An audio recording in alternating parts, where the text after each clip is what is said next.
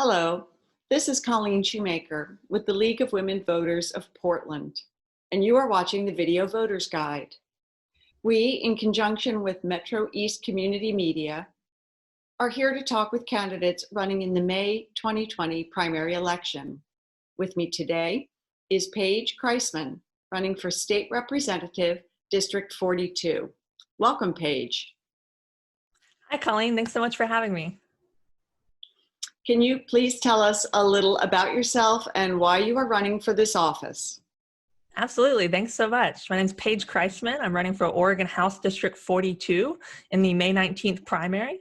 I currently serve as a board member for Portland Tenants United and the electoral and legislative chair for the Portland Democratic Socialists of America, which basically means I run our lobbying department, but we don't have any money, so we're not very good lobbyists, but we try.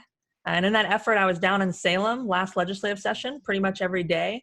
And I became progressively more and more disappointed with our Democrat supermajority that working class people in Oregon fought so hard to elect, coming up time and time again with compromises and half measures and sellouts to corporations and the 1%.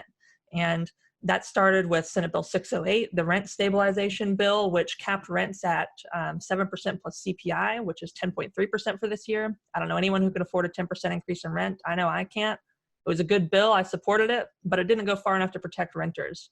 Then the Student Success Act, which was historic and amazing, and I'm so glad we finally passed that.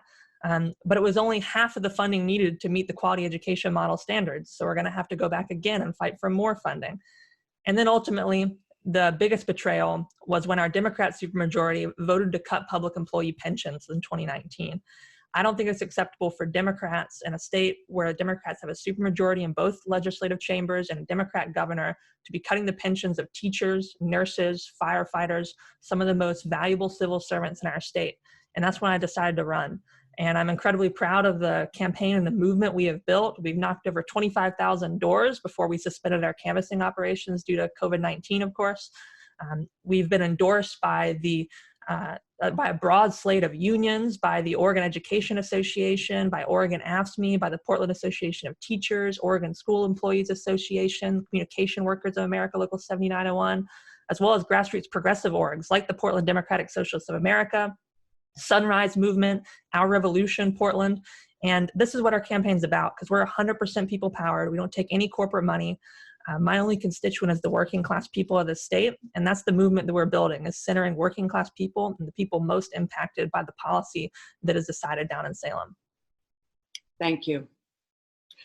What challenges have been and will be created by the pandemic to the effective and efficient administration of Oregon state government?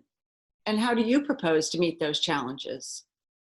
Well, it's absolutely going to have tremendous amounts of challenges. And we have hopefully a session coming up that Kate Brown will call to address this crisis. And I'd really like to see solutions that center working class people who are most impacted here in Oregon. Oregonians who have lost their jobs, thousands of Oregonians have lost their jobs, and consequently their health care. And this is not a good time to be losing your health care when it's tied to employment in this country. So this is a crisis that requires immediate, bold action by our state, and actions that center working class people, like a rent freeze, like a mortgage freeze. That way the working class people aren't put on the streets during a pandemic where the risk for houseless people is so much higher right now. Solutions like ensuring that every Oregonian has paid sick leave and paid time off. We do have that in the state, but there are some exemptions and loopholes in there. And also ensuring that we have the adequate protections for healthcare workers on the front lines of this crisis, ensuring that healthcare workers and frontline workers too in the commercial sector, like grocery store clerks, get hazardous duty pay and personal protective equipment that they need to serve our communities. And that needs to happen soon. So I look forward to the session that Kate Brown is hopefully going to call very soon. And Kate Brown has been doing a pretty good job so far. We pushed her, and by we, I mean the progressive activist left side of the Democratic Party pushed her a lot in the early stages of this crisis, but I really think she's risen to the occasion. And I hope she follows that up with strong protections for working class Oregonians soon. Traditionally, the legislature has conducted the decennial redistricting process, which will occur next year. Are you comfortable with the current redistricting process? And if not, how would you seek to change it?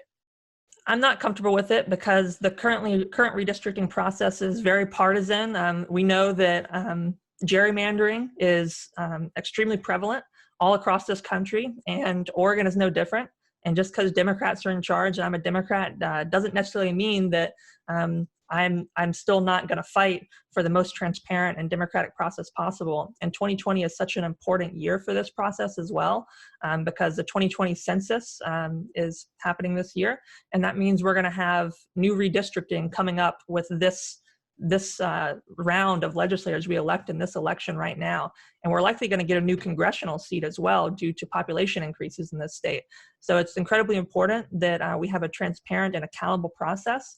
I know that there are a couple of citizen petitions that have been filed to set up a citizen commission that's bipartisan and nonpartisan, just citizens on the commission that I fully support that initiative that I know a lot of groups have been pushing for, a lot of nonpartisan groups that have been pushing for, and I hope that we can win that.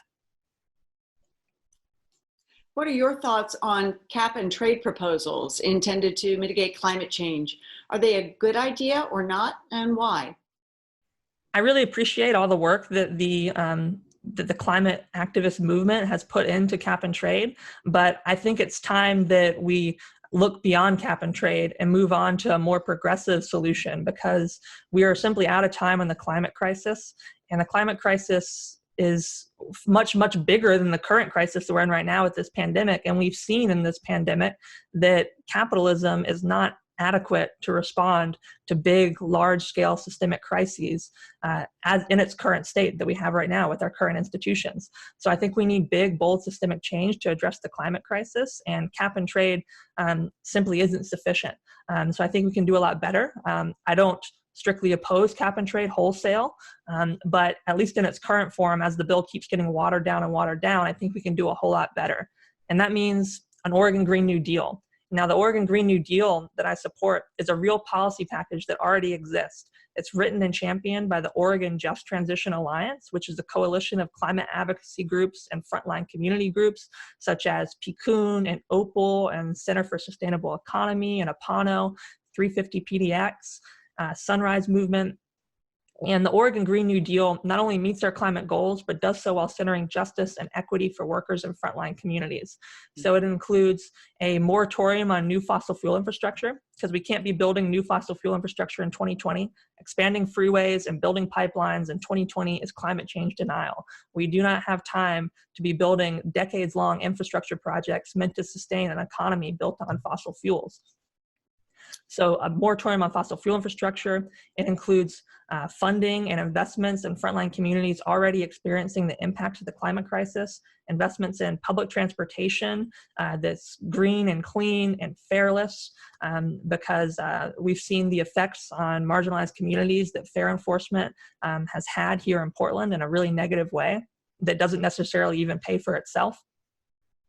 And the Oregon Green New Deal is about centering the people most affected, not corporations, because market-based solutions like cap and trade, while I appreciate the intent of them, and I definitely don't think that my future colleagues have any ill intentions with that proposal.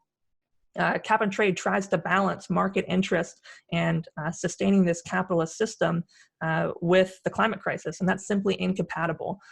We cannot both address the climate crisis and maintain the capitalist status quo. That's why we need a new vision, the Oregon Green New Deal. Thank you very much, Paige. And that's all we have time for today. So this has been the Video Voters Guide. Thank you for watching. The primary election is Tuesday, May 19th. Be sure to inform yourself about the candidates and the ballot measures and exercise your right to vote.